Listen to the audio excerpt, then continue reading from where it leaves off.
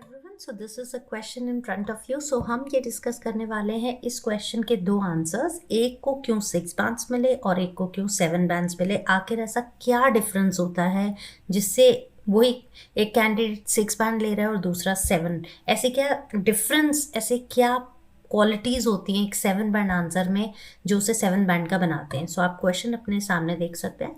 Some people feel that equality between the genders has already been achieved. इसका मतलब है कुछ लोगों का मानना है कि जेंडर्स में, मतलब मेन और वीमेन में जो इक्वालिटी पे हम वर्क कर रहे थे वो अब आ गई है, दोनों को इक्वली ट्रीट किया जाता है।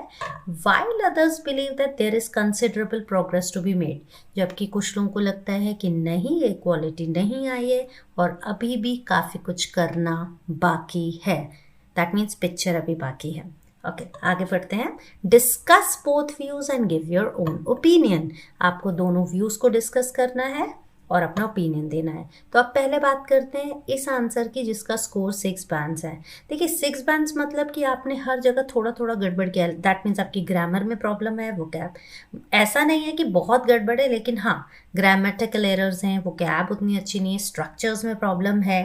तो देखते हैं, अगर हम यहाँ इंट्रो की बात करें तो इंट्रो को क्लियरली एक the candidate has explained it very clearly कि both the arguments are clearly restated. Question को रीस्टेट अच्छा किया है। एक ओकेजनल एरर आप सोसाइटी की स्पेलिंग गलत दिख रहे हैं यहाँ पे, अदरवाइज इट्स फाइन। तो और थीसिस स्टेटमेंट भी बिल्कुल सही है। This essay will discuss the statement in detail with an effective conclusion. वैसे यहाँ लिखना चाहिए था this essay will discuss both the arguments in detail. अब हम आगे बात करते हैं बॉडी पैराग्राफ की। If you come to the body paragraph, आप इनिशियली देख रहे हैं ये 3 लाइन्स, ये रेड में है। यहाँ ग्रामेटिकली बात समझ में नहीं आ रही है, मतलब ग्रामेटिकली स्ट्रक्चर वाइज यहाँ गलतियाँ हुई हैं जिससे क्लैरिटी नहीं आ रही। आप अगर पढ़ेंगे तो आपको समझ में आ जाएगा। लेकिन आगे बढ़ते हैं तो एग्जाम्पल बहुत अच्छी दी गई है किरण देमला की कि बॉडी बिल्डिंग में she is doing a good thing. और आगे ये एग्जाम्पल दिया गया है कि आउटडोर गेम्स वर आएगा यहाँ पे, क्योंकि हम प्लूरल की बात कर रहे हैं तो यहाँ भी ग्रामेटिकल एरर है। यहाँ भी कुछ आप एरर्स देख सकते हैं। Both man and women equally take participation, नहीं take part in physical activity या participate in physical activity. Also at the multinational companies, नहीं हम यहाँ लिखेंगे इन मल्टीनेशनल कंपनीज वर्किंग, यहाँ कॉमा भी आना चाहिए था। तो ये जो एरर्स हैं, व्यूज़ अच्छे हैं, लेकिन सेंटेंस स्ट्रक्चर की बात करें या ग्रामेटिकल एरर्स की बात करें तो वो हैं जिससे कहीं ना कहीं क्लैरिटी इज बीइंग कॉम्प्रोमाइज्ड। ठीक है। If you talk about this para, on the other end advocates of the view considerable progress need to be made have some valid points. In many rural and developed areas people hold conservative thinking and do not in favour and are not in favor आना चाहिए था of equal rights of boys and girls. Due to this, they do not prefer to educate the girls, resulting in higher illiteracy rate, and the same will be passed generation to generation. To overcome this, both individuals and higher authorities can join. Again, एक और चीज़, solutions पूछे नहीं गए थे तो solutions देना नहीं चाहिए था।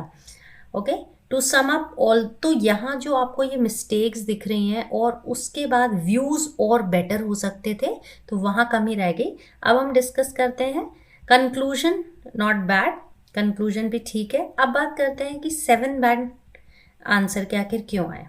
अगर हम पहले ही बात करें तो 7 बैंड्स में आप देखिए the student is not use the old style, some people believe this while others believe that. बिल्कुल ही एक ओरिजिनलिटी है इंट्रो में। देखिए if you want 7 bands you have to bring in originality in your writing. You cannot write the same way some people think this whereas others think that. No, opinions vary on gender equality, with some believing that the aim has been accomplished, good use of accomplished, अच्छा vocabulary, while others argue that there is a lot yet to be done. I believe that though we have come far enough since the traditional times, there is still much remaining to attain this equality. अब देखिए एक paragraph जिसमें qualitative vocabulary है, बहुत बहुत qualitative structures हैं, while का use है, येट का यूज़ है, दो का यूज़ है। अब यहाँ रेड उन चीज़ों को हाईलाइट कर रहा है जो अच्छे हैं, ऊपर वाले आंसर में रेड उन्हें हाईलाइट कर रहा था जो गलतियाँ हैं। So you can see that it is beautifully written, very clarity, you know every word is clear and the sentence is giving you good quality.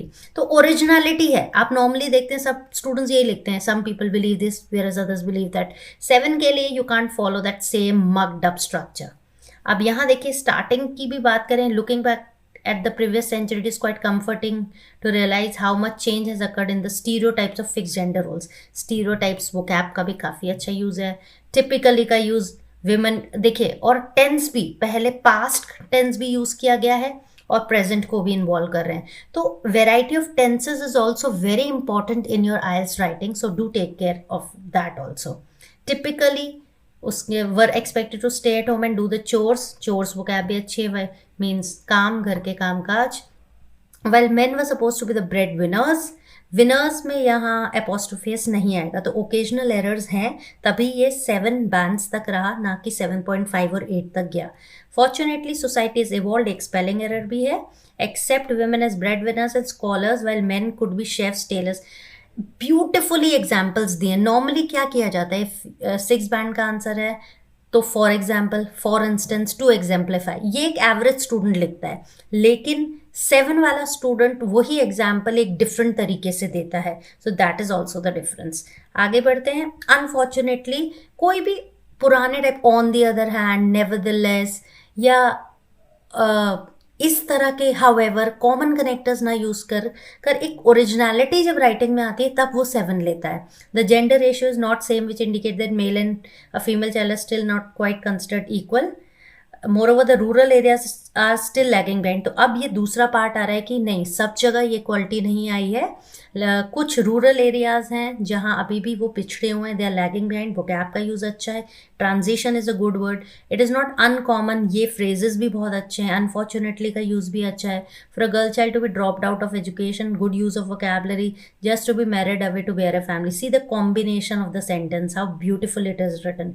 Clearly a good connection again. We cannot call it a progress unless, very good use of unless change occurs across all regions, regardless of social and regardless of का use बहुत अच्छा है. In conclusion, so आप देख रहे हैं इसके पहले वाला आंसर और ये वाला answer, there is a whole lot of difference in both the answers. यहाँ आपको सारी क्वालिटी मिल रही है जो ओरिजिनल है, जो डिफरेंट है, और नॉर्मल स्टूडेंट जो एक स्ट्रक्चर को मगअप या एक स्टाइल को अंडरस्टैंड करके बस फॉलो करते हैं, उनके 7 नहीं आते हैं. 7 is earned by those students who really bring originality in their writing. That's why it's very difficult to get 7 in writing. In conclusion, society has become more accepting of the notion that both men and women are equally competitive. यहाँ एक गड़बड़ है, but the milestone is yet to be achieved. But अभी भी इस milestone को achieve करना अभी भी बाकी है, मतलब अभी सारा काम नहीं हुआ है, अभी और इक्वालिटी लाना बाकी है. सो अगर आप इस आंसर को देखें तो इसमें वाइल है, you can check out while, yet, though. Then you can see stereotypes, typically, chores, fortunately, scholars, unfortunately, lagging behind, regardless of, and beautifully the conclusion is given. So this is the difference. So if you want 7 bands, you have to work out at these things by intense practice, read a lot of sample answers. This will definitely help you. Thank you and have a nice day.